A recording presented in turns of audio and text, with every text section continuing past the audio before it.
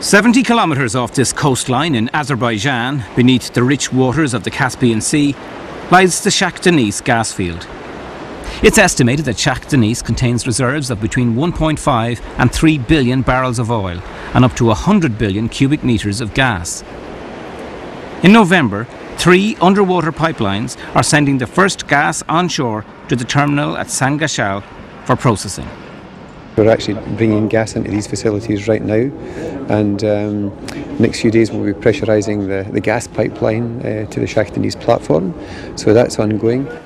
It really is the hub for offshore production coming into Sangashal from the offshore oil and gas fields, and then it's the hub for the transportation systems that go to the Black Sea and Mediterranean Sea.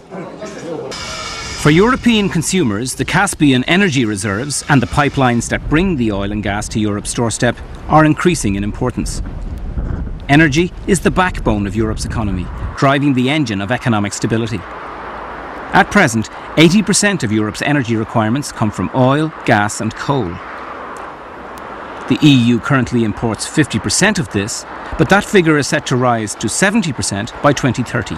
Making European consumers and business vulnerable. The problem is our security of supply. I mean, is there any possibility of disruption? And when we mean disruption, we mean disruption in terms of physical disruption or in terms of prices. Both these factors came together on the 1st of January. A price dispute between the Ukraine and Russia disrupted supplies coming to Europe, sending shockwaves across the Union. Conflict in Iraq and continuing instability in the Middle East has meant unpredictable swings in oil prices for consumers throughout the year. So in a volatile new century, what can Europe do to ensure the security of its energy supplies? What we have to do is to grow our relationships with many other countries, particularly those that are energy suppliers. That is, of course, Russia. But not only Russia, also Algeria, for instance, the Caucasian countries and Central Asia. We think it is highly important that Russia remains an important supplier, but that we also diversify. Energy dependency may be a fact of life for the EU, but most of Europe's energy comes from within the neighbourhood. To the south, Algeria remains one of the EU's most important suppliers, providing 1/3 of Europe's gas. With new agreements signed this year, there is a continuing commitment to the energy partnership between the EU and Algeria. The EU is set to double its energy supplies from Algeria in the next 3 years. Libya has already started supplying gas to Europe, and exploration is ongoing. With a quarter of the EU's oil and 40% of gas resources coming from Russia, a strong energy dialogue between the two has obviously been important, and this will continue. The Ukraine is a vitally important transit country for EU energy supplies and an important strategic partner. A memorandum of understanding on energy cooperation has been signed between the EU and Ukraine, which significantly looks to integrate Ukraine into the EU energy market. Kazakhstan currently produces 1.1 million barrels of crude oil a day. That's set to triple by the end of the decade, and it's about to become a huge gas exporter. The EU and Kazakhstan have had a partnership agreement in operation since 1999, and the EU is seeking to work with Kazakhstan on the Trans-Caspian Energy Transit Corridor. Azerbaijan has had a long history in the oil business.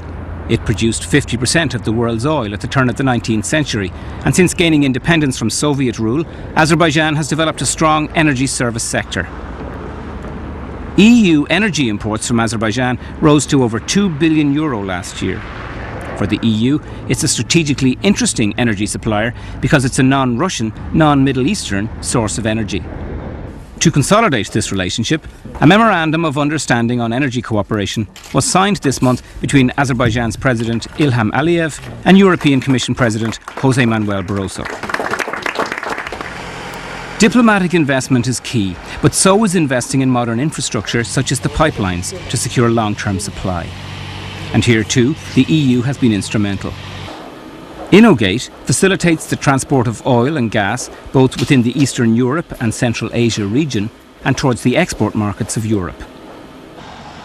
Importantly, Innovate acts as a catalyst to attract private investors and international finance to pipeline projects. To secure, you have to invest. Investment in transmission, which is a key issue, because oil or gas, they have to go through pipeline or gas line in order to go to the end consumer. And so it costs much to do that. And investments are made by private company, but sometimes you need some incentive, to make the right investment at the right moment.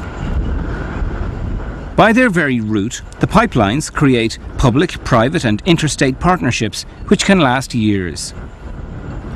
With gas pipelines, for example, a complex network of energy flows from multiple suppliers indicates the impressive scale of work ongoing to secure supply to the EU energy market over the coming decades.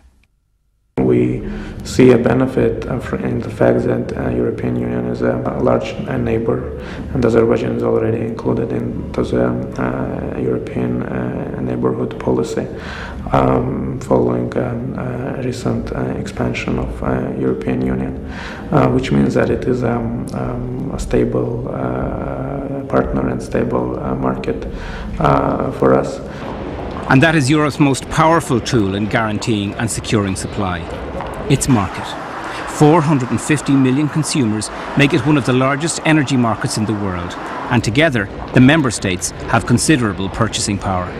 While on the one hand it is natural that each and every country wants to work also for its own national supplies, it is very important to maximize the coordination. Because then, of course, we as European Union, we are a very potential customer, and thus, of course, would get important and good prices and a lot of transparency in the market, and this is what we should achieve. For the moment, I say there is no common energy policy, but there is a common energy vision of the future, so we have to try to transform the vision into a politic. And I think that on that the Commission has a very important role, and they play very well their role. The vision of a sustainable future is proven by Europe's commitment to renewables, energy efficiency and the Kyoto Agreement. As winter draws in, the price of energy will remain high on the agenda. Having one voice on energy not only enables the EU to secure supply on behalf of the market, it also represents a real opportunity for Europe to present its sustainable vision to the world.